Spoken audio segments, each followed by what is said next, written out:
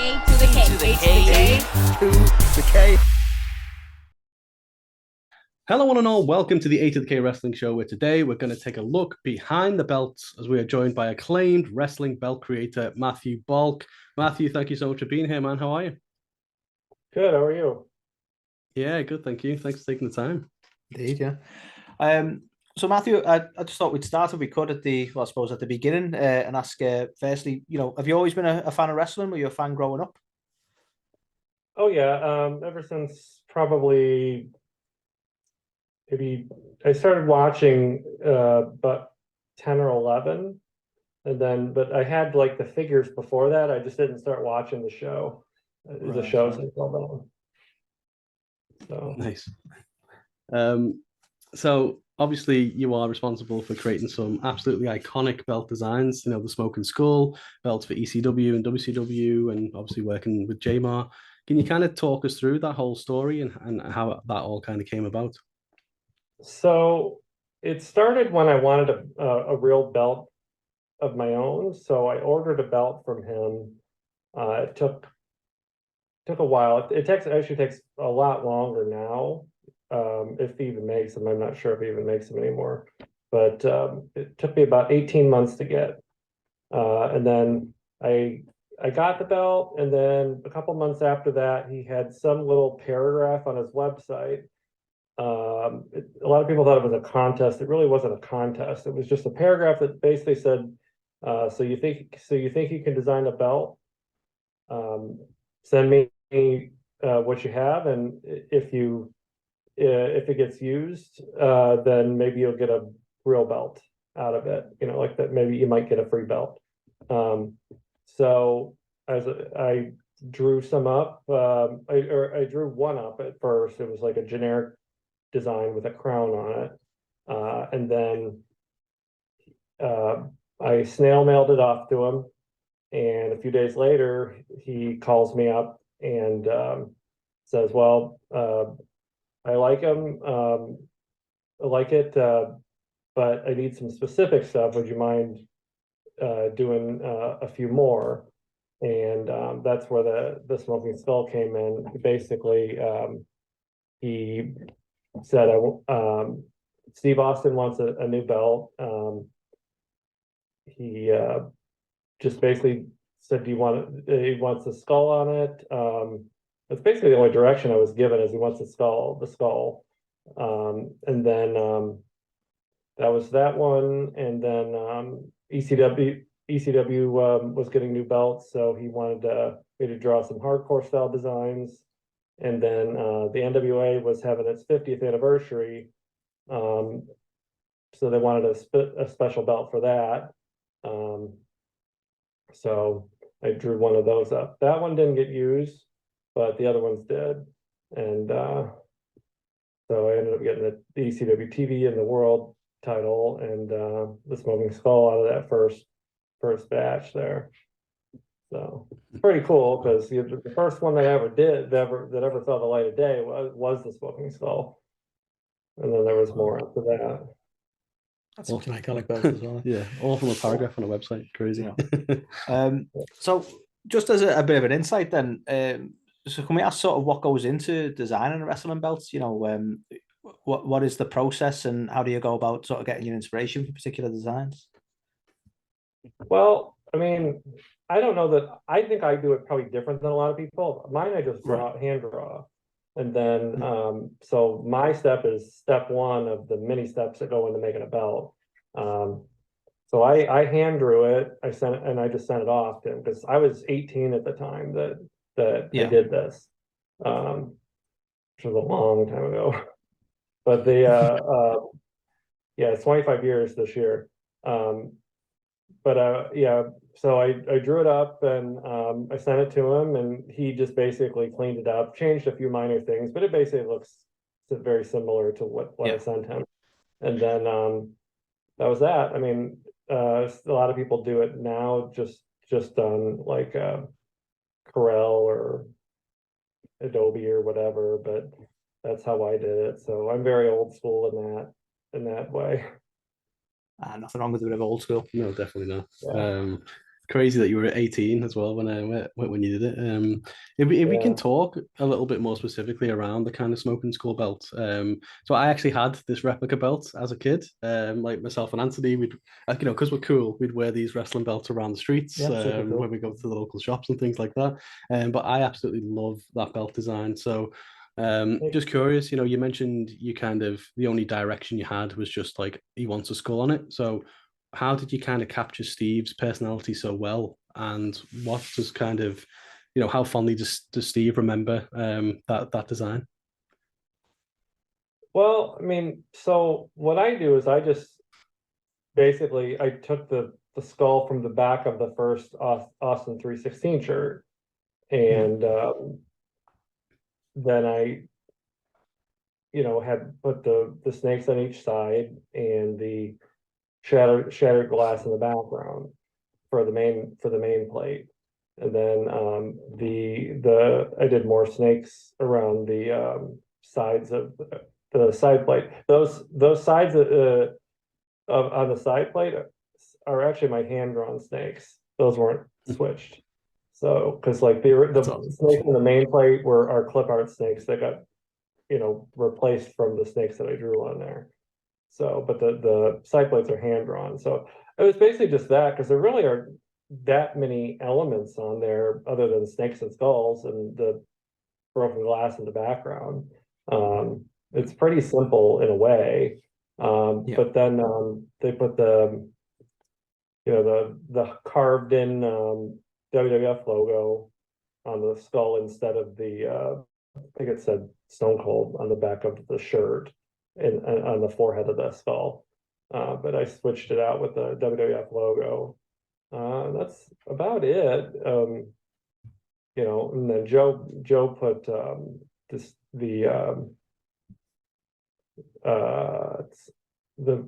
I don't know what kind of, it's the white snake skin on the back. I don't know what kind of snake it is, but that was him that did that. And what was Steve's reaction when he first saw it? When he got so this is just what Joe told me. He delivered it to him to a show. I think it was probably somewhere in Ohio, because he hand delivered them. He delivered them. He made two of them. He made the gold one and then a chrome silver one.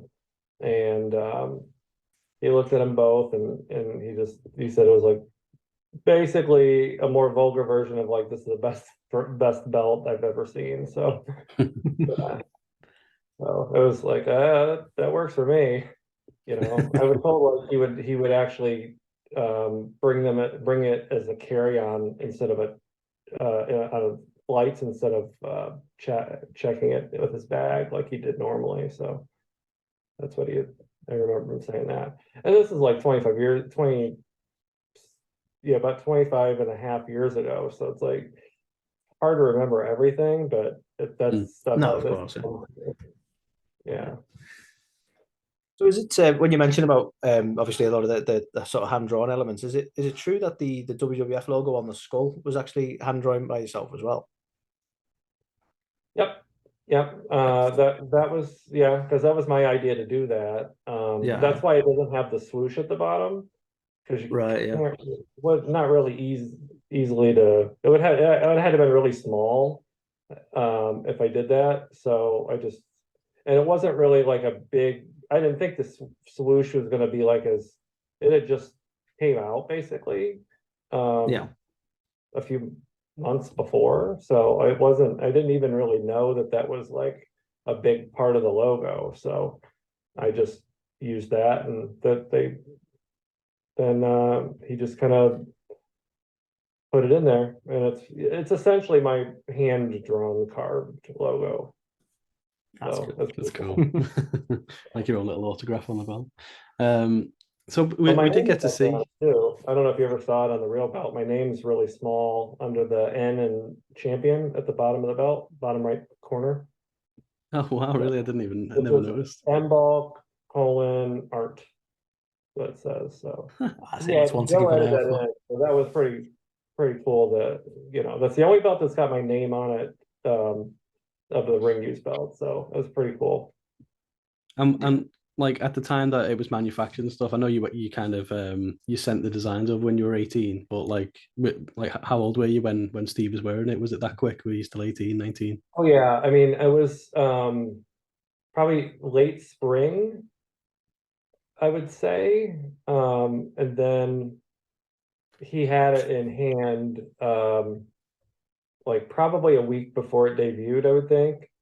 Um, I could look it up, like I could find out what show it was, or at least what show I would guess it to be. It was an Ohio loop of house shows, I think. Um, and yeah, and so it would have been probably about a week before that fully the Monday Night Raw in Anaheim that it debuted. That's awesome. So speaking of the Smoking Skull belt, so it was on WWE's Most Wanted Treasures. How does it feel to know that something you've kind of made has had such an important place in WWE history to the point they wanted to kind of, get their hands back on it again and kind of keep it for some kind of display or something? It was really cool. I kind of picked apart the episode because I looked and like you know how produced these shows are. Oh, of And he course, looked and it's like he didn't know where it was, and like nobody there knew who it was. And I'm like, made a funny tweet. I was like, well, I know where it is because Yeah. I know who owns the real one now. Because there was only ever one ring used belt, and I don't know who originally got it out of WWE's hands, but it ended up in Conrad Thompson's hands, and then now it's in Dan Lambert's hands. So I had went to down there to because he only lives a few hours away from me, so I contacted him and he let me come down there and see it, because that was actually the first time I ever saw it and held it in my hands in person, was earlier this year. So That's because crazy. Joe made it and delivered it, and that was it. Like I lived 3 hours from Joe, so I never even got to see it before it was delivered. So Wow. that's all. I mean, it's awesome not only knowing where it is now, but being able to see it again. That's awesome. Yeah, after all those years to finally be able to hold the creation that Of you, course, design. yeah, it was kind of like a full circle kind of moment. As silly as it sounds, I wanted to like see it in person. Just yeah. one No, of time. Like, course, I yeah. saw it in a glass case, like a WWE Access and stuff like that, like WrestleMania weekend. But I want to hold the thing in my hands and take pictures with it and stuff. So that was really fun Yeah, to do. no, that's 25 awesome. years later, almost. Definitely. It took 25 years, but it's awesome that you have to do that. Yeah, Um, almost. It was like 24 and change, but yeah, it was earlier this year, but yeah, it was really cool. And walking into that room with all those belts he has was like, you know, uh yeah, an Bruce impressive collection. McDonald from DuckTales. That's an old reference, but yeah, it was like just belts everywhere, real belts. Yeah, that's awesome. So obviously, as well as the Smoke and Skull belt, you had a number of popular designs, including the ECW World Title, WCW Hardcore Title. Sorry, just to name a few. So again, I just wanted to ask, sort of, how did these come about? Was the process fairly similar? Where you left to sort of like that's your design, and you could sort of run with it, or was there a lot of involvement from, did you have to meet the likes of Paul Heyman and Eric Bischoff and that sort of thing? No, I went all through Joe, so he did all the work. I mean, I did a very small amount contribution, and like I always try to explain is like I did step one of many. He did all the networking to, and all of that to all the business and all that, because I just basically was just helping him out. Yeah, of course. I was a kid. I was basically a kid when he asked me to do it. So, it was like, I don't like, a lot of people think it's more than it is, because I just drew it up and sent it to him, and it didn't even take me all that long to do it.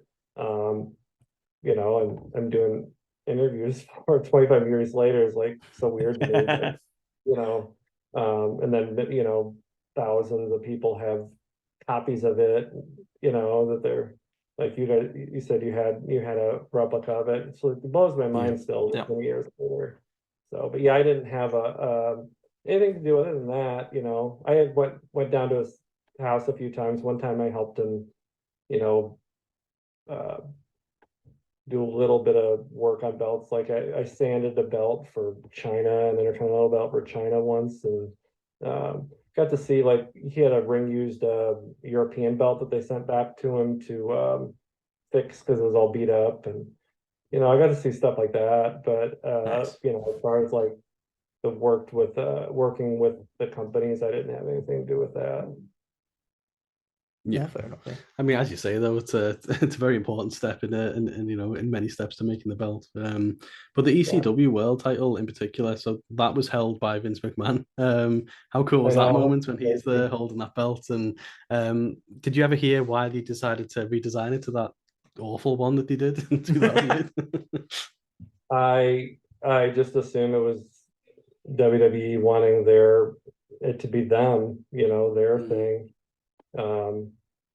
But I mean, they had somebody, I don't even know who made it, who made that one. It wasn't Joe, but it was I'm sure it was an in-house designer. I would, but yeah, it wasn't even that bad of a design. It just was like it didn't have any color on it, and like whatever the leather was terrible.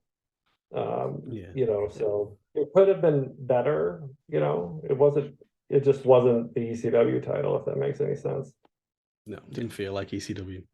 I guess Yeah. that is, yeah. Well, speaking of title designs, I just wanted to get your thoughts on what you make of the current WWE Universal Championship and sort of, I suppose, the decision to move away from the the full gold plates and to a more sort of jewels on leather kind of style. I mean, I think the belt's okay. I mean, I think it's made well. Yeah. The design doesn't have anything to do with the maker, because the maker does a good job, but No, of course, yeah. I think it's very corporate. It's like what you gotta expect out of like an advertising piece. That's basically the shows No, I the take your point. character. Yeah, from a branding point of view, it works really well, doesn't it? Yeah, giant logo. Branding, I get it. It's I like it for what it is.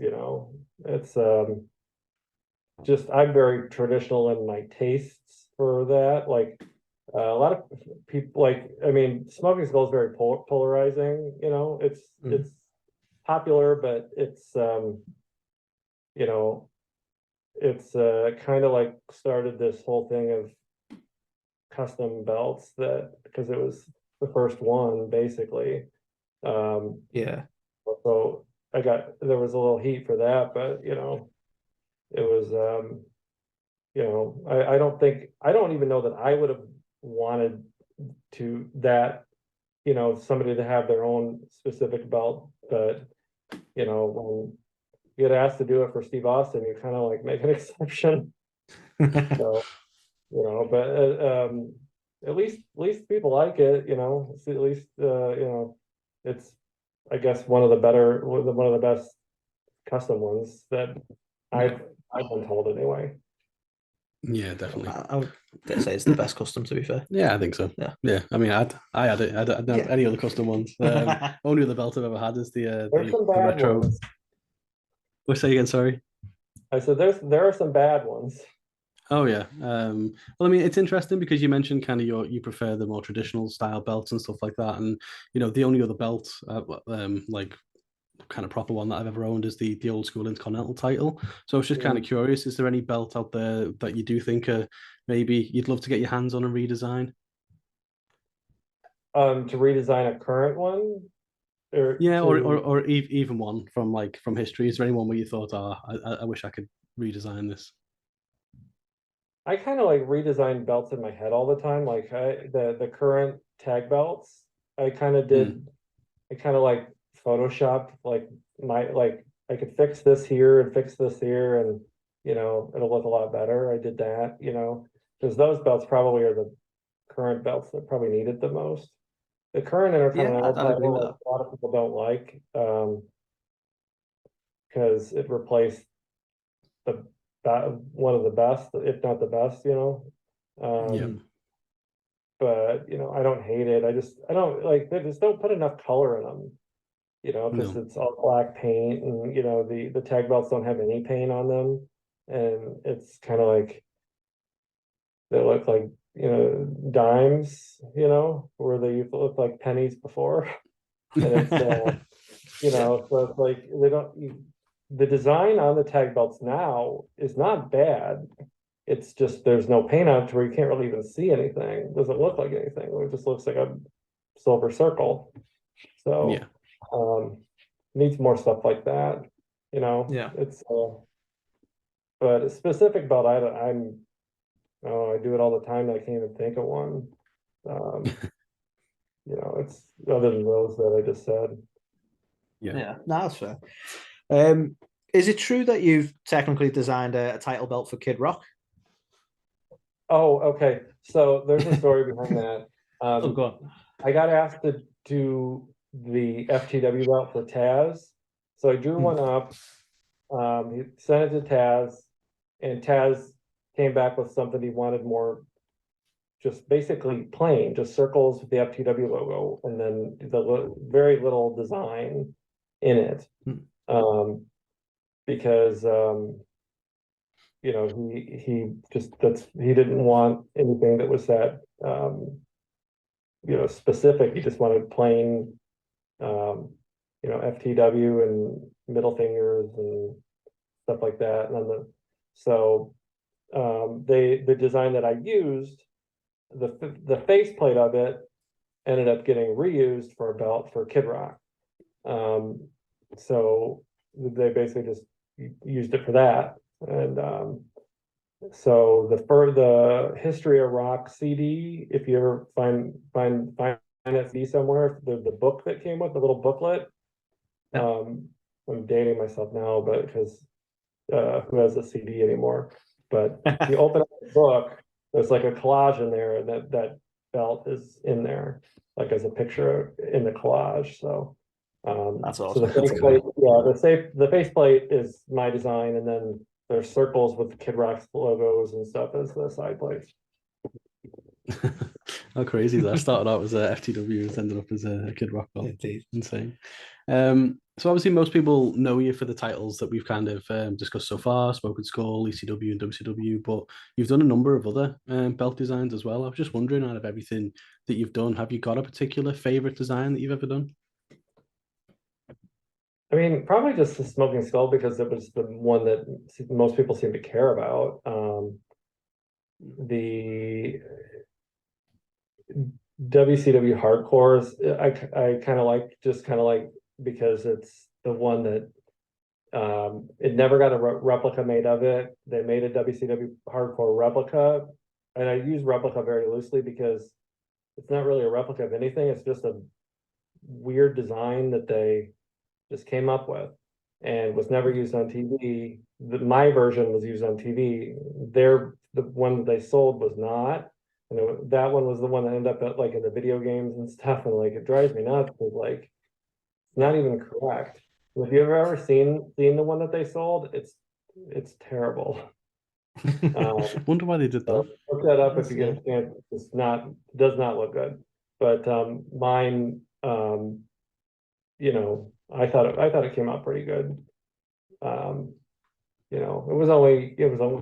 was barely used a year or so. That's one thing that blows my mind about the Smokin Skull. Is like, if you add it up, it's barely a year's worth of TV time, and still talking about it a couple years later, or 25 years later. So Shows you it's a very important year of TV, though. Oh yeah, definitely.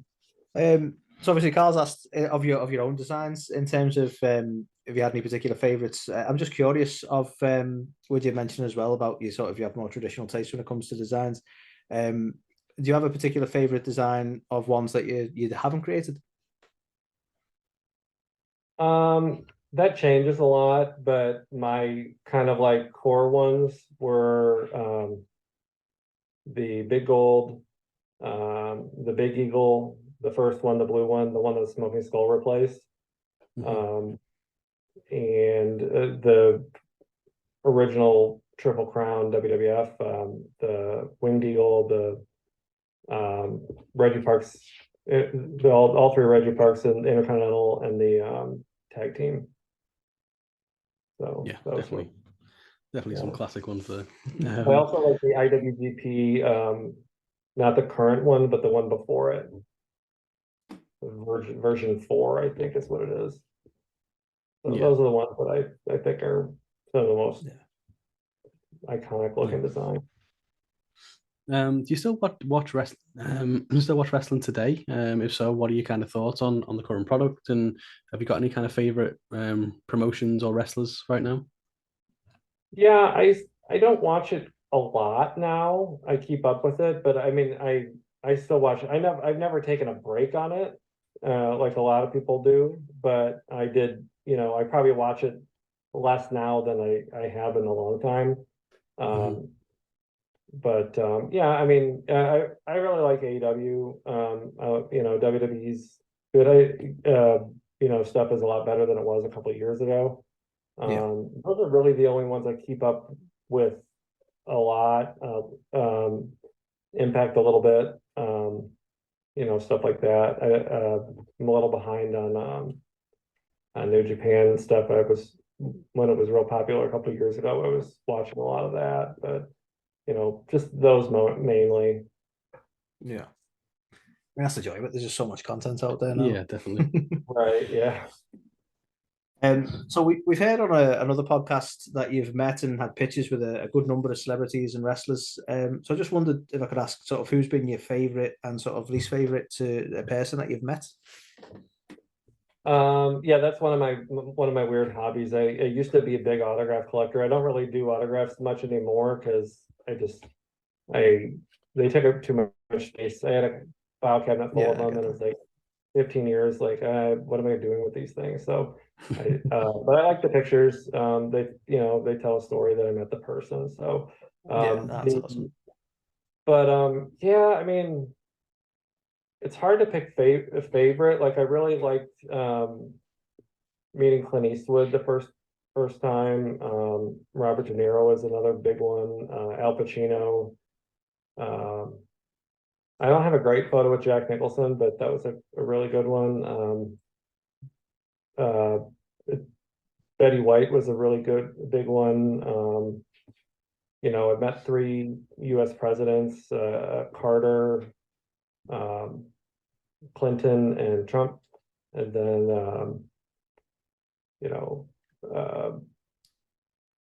just trying to think, there's so many. Like that's just the stuff that comes off the top of my head. Yeah, no, of course. Some absolute legends there, listening to each other. Yeah. Yeah. Do you have like any kind of favorite interaction with any of them? Do you have like any kind of favorite interaction with any of them?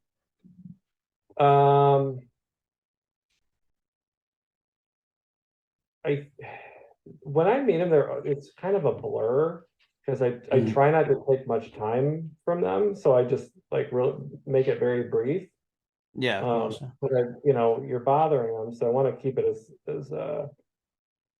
quick as I can. But the thing, I should have had time to think about this because I'm really bad at examples. The worst one though, and I've told this story before in an interview, was Alicia Silverstone. She was just terrible. But really? yeah. Oh, here's a good one. This was years ago, and it's such a funny story. Is we found out where you ever see the movie Semi Pro with Will Ferrell? Yes. Oh yeah. So I'm originally from Michigan, and that's where they filmed it, was in the Detroit area. It was based in Flint, Michigan, but it was filmed in Detroit. And they redid the Detroit State Fairgrounds to be the Flint where they played. Yeah. So we kind of you couldn't go in to where they were filming because they had it blocked off and stuff. You couldn't go in and park and go in there, but you could walk in if you acted like you knew what you were doing.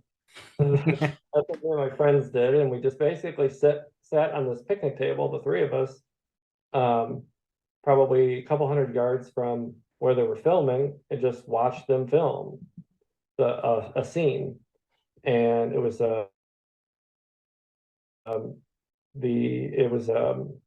Farrell and Andy Richter and Woody Harrelson and Andre 3000, and a bunch of the people that were in the basketball team. And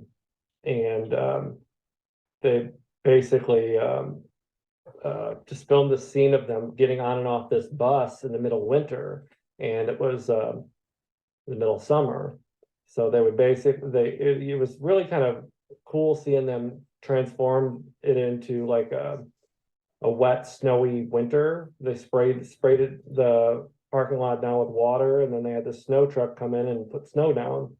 And they had this bus pull up, and they kept getting on and off of the bus, and it was pretty cool to see. It was probably a good 20-second scene or something. It was very short, but that was what they filmed. And we kind of, were smart enough to know that when they were going to be done, because of daylight. So we knew that, well, it's going to be, they've only got so much light left, so we're just gonna kind of like hang out here and hope we don't get kicked out before they wrap. So they wrapped. We heard basically clapping and whatever. You kind of know just by common sense that they're done.